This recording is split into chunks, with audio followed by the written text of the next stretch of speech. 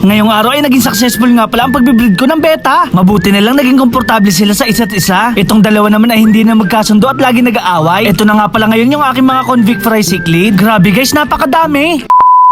Kaya naman isang araw, medyo tanghali na nga pala ako nagising. Kinamusta ko nga pala yung mga binibreed kong beta. Itong mustard at yellow base kong beta ay hindi magkasundo. Tinanggal ko na nga pala yung babae kasi lagi sila nag-aaway. Ang ipapalit ko nga pala sa kanya, itong Dumbo Ear. Siya nga pala ay proven and tested na. Ang wish ko lang sana mag-success sila ni mustard. Itong Sineon at Galaxy nga pala ay nakabuo ng itlog. Makikita nyo nga pala sa plastic na naninilaw yung mga bula. At dahil dyan, pwede ko na ihiwala yung babaeng beta. Itong lalaking beta naman ang maglilimlim sa kanyang mga itlog. Hanggang sa ito ay mapisa. Pupunta naman ako sa tindahan. Bibili kasi ako ng plastic ng yelo. Isusoli ko na kasi kay Tambi Story yung neon na beta na hiniram ko. Ito nga pala yung babaeng beta na napaitlog ko. Ipapamigay ko na din pala tong crayfish sa aking followers. 5 nga pala sila dati, ngayon ay 2 na lang. Tinatry ko nga pala magpadami nito pero hindi ako nagtagumpay. Yung pagbibigyan ko pala nito ay eksperto sa pag-aalaga ng crayfish. Kaya naman alam ko na maaalagaan to at mapapadami. Ngayong araw nga pala ay good news. Naayos na kasi yung motor ko na si Itom. So paano guys? Tara!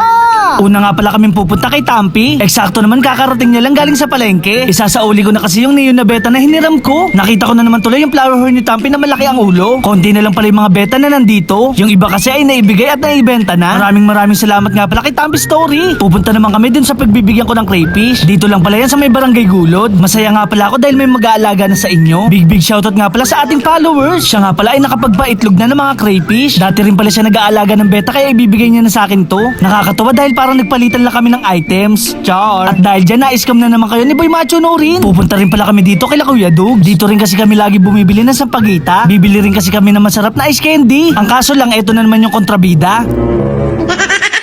Siguro nga ay pinaglihi talaga si Boy Ubo sa sama ng loob. Char. Mabuti na lang nandito lagi si Kuya Dugs. Inabot ko na nga pala agad yung bayad kahit wala pa yung ice candy. Ito nga pala yung laging binibili ko kapag pupunta ako dito. Hindi na nga pala ako magtataka na dinudumog to dahil masarap. Eksakto naman kakagising lang ni Boy Skincare. Syempre bibili rin ako ng kanyang produkto. Ito nga pala yung tinatawag na special pulburon. Medyo nagalit nga pala siya dito dahil umaga buo yung binayad ko. Paborito rin pala to ni Aling Regina. O diba nagsama-sama na naman ang buong Team Dugyot. Kaya naman pag uwi ko ng bahay nilinis ko na agad yung lalagyanan ng beta. Sa ngayon kasi ay wala pa akong ilalagay dito. Bago ko nga pala itabi to ay niligtis ko muna para makasigurado kapag ginamit ay walang butas. Nakita ko nga pala itong aking mga convict fry cichlid. Ang bilang nga pala nila ay kulang-kulang 100. Papakita ko nga pala sa inyo kung kailan sila pinanganak. Ngayon nga pala ay March 29. Ibig sabihin nun 9 na araw na gulang na sila. Ililipat ko na nga pala sila dito sa pinaglagyan ng crayfish. Naglagay na rin pala ako ng mga water plants. Dahil baby pa nga pala sila, dahan-dahan ko silang ililipat para walang madedo o masaktan. Sa mga followers ko dyan, hantayin nyo nga pala na lumaki sila. Ipapamahagi ko kasi to sa tamang oras. Mukhang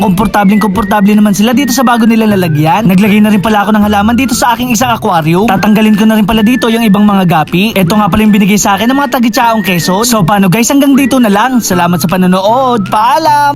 May natuklasan nga pala akong bagong laro. Ito nga pala yung 777 PNL. Ito nga pala ay isang casino game. Konting paalala lang, bawal nga pala to sa mga bata. Dito nga ay napakaraming pwedeng laruin. Ikaw na lang ang mamimili kung anong gusto mo. Meron ditong color game, fortune gems, super ace at mines. Ito nga pala ang lagi kong nilalaro, ang fortune gems. Pindutin lang natin tong bet sa may bandang kaliwa. Dito nga pala itataya ako ng 200 pesos. Pipindutin lang natin yung gitna para makapaglaro. Grabe guys, yung 200 ko naging 480 pesos agad.